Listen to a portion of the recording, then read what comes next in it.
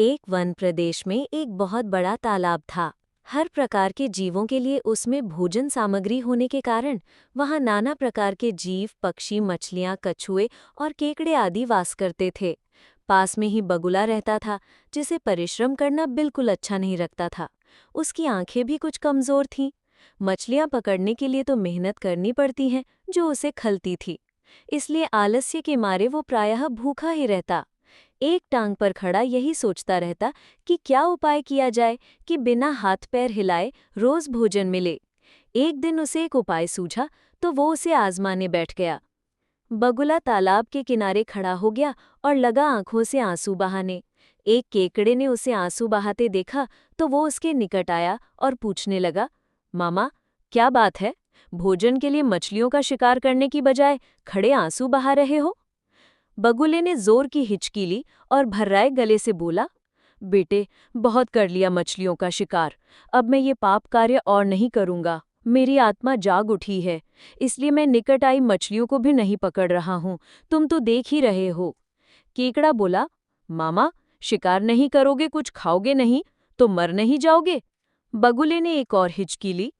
ऐसे जीवन का नष्ट होना ही अच्छा है बेटे। वैसे भी हम सबको जल्दी मरना ही है। मुझे ज्ञात हुआ है कि शीघ्र ही यहाँ 12 वर्ष लंबा सूखा पड़ेगा। बगुले ने केकड़े को बताया कि ये बात उसे एक त्रिकालदर्शी महात्मा ने बताई है, जिसकी भविष्यवाणी कभी गलत नहीं होती। केकड़े ने जाकर सबको बताया कि कैसे बगुले ने बलिदान व भक्ति का मार्ग अपना लिया है और सूखा पड़ने वाला है। उस तालाब के सारे जीव, मछलियां, कछुए, केकड़े, बत्तखें व सारस आदि दौड़े दौड़े बगुले के पास आए और बोले, भगत मामा, अब तुम ही हमें कोई बचाव का रास्ता बताओ।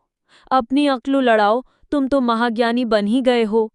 बगुले ने कुछ सोचकर बताया कि वहां से कुछ कोस दूर एक जलाशय है, जिसमें पहाड़ी झरना बहकर गिरता है। वो कभी नहीं सूखता। यदि जलाशय के सब जीव वहां चले जाएं, तो बचाव हो सकता है। अब समस्या ये थी कि वहां तक जाया कैसे जाएं? बगुला भगत ने ये समस्या भी सुलझा दी। मैं तुम्हें एक एक करके अपनी पीठ पर बिठाकर वहां तक पहुंचाऊंगा, क्योंकि अब मेरा सारा शेष जीवन दूसरों की सेवा करने में गुजरेगा। सभी जीवों ने गदगद होकर बगुला भगत जी की जय के नारे लगाए। अब बगुला भगत के पौ 12 हो गई। वो रोज एक जीव को अपनी पीठ पर बिठाकर ले जाता और कुछ दूर ले जाकर एक चट्टान के पास जाकर उस पर उसे पटककर मार डालता और खा जाता। कभी मूड हुआ तो भगत जी 2 फेरे भी लगाते और 2 जीवों को चट कर जाते। तालाब में जानवरों की संख्या घटने लगी। चट्टान के पास मरे जीवों की हड्डियों का ढेर बढ़ने लगा और भगत जी की सेहत बनने लगी। खा खाकर वो खूब मोटे हो गए। मुख पर लाली आ गई और पंख चर्बी के तेज से चमकने लगे। उन्हें देखकर दूसरे जीव कहते, देखो, दूसरों की सेवा का फल और पुण्य भगत जी के शरीर को लग रहा है। भगत मन ही मन खूब हंसता। वो सोचता कि देखो, दुनिया में कैसे कैसे मूर्ख जीव भरे पड़े हैं, जो सबका विश्वास कर लेते हैं। ऐसे मूर्खों की दुनिया में थोड़ी चालाकी से काम लिया जाए तो मजे ही मजे हैं। बिना हाथ पैर हिलाई खूब दावत उड़ाई जा सकती है। संसार से मूर्ख प्राणी कम करने का मौका मिलता है।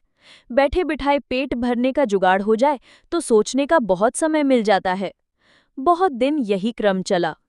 एक दिन केकड़े ने बगुले से कहा, मामा, तुमने इतने सारे जानवर यहाँ से वहां पहुंचा दिए, लेकिन मेरी बारी अभी तक नहीं आई।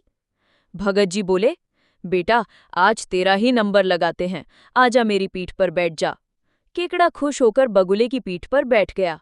जब वो चट्टान के निकट पहुंचा तो वहां हड्डियों का पहाड़ देखकर केकड़े का माथा ठनका। वो हकलाया, ये हड्डियों का ढेर कैसा है? वो जलाशय कितनी दूर है मामा? बगुला भगत ठाह ठाह करके खूब हंसा और बोला, मूर्ख, वहां कोई जलाशय नहीं है। मैं एक एक को पीठ पर बिठाकर यहाँ लाकर खाता रहता हूँ। आज तू मरेगा। केकड़ा सारी बात समझ गया। वो सिहर उठा, परंतु उसने हिम्मत न हारी और तुरंत अपने जंबूर जैसे पंजों को आगे बढ़ाकर उनसे दुष्ट बगुले की गर्दन दबा दी और तब तक दबाई रखी जब तक उसके प्राण पखेरु ना उड़ गए। फिर केकड़ा बगुले का कटासेर लेकर तालाब पर लौटा और सारे जीवों को सच्चाई बता दी कि कैसे दुष्ट बगुला भगत उन्हें धोखा देता रहा।